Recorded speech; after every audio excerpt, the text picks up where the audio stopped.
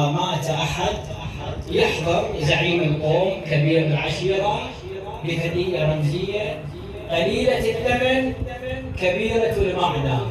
واليوم حضر خالي الشيخ ياسر أبو عبد الله ابن المرحوم حج طيب الصالحي يحسن عمامه.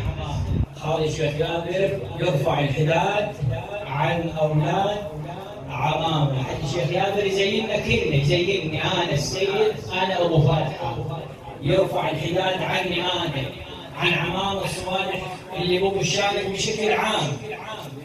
مثل ما قلت لك، لأن أبو قاسم ما يختص بأولاده بس لو بعمامه، لا، أبو قاسم ببشانه كله، مسيحان كله، أخونا أبونا عمنا خاننا إحنا، يحسننا إحنا. ولذا يتقدم لرفع الحداد أبو عبد الله الشيخ يابر نزل المرحوم حج طيب وبرحم حج طيب، ويرفع الحداد والجسم قدام عمي سيد عباس ابو عدنان. تفضلوا استلموها من عمكم السيد.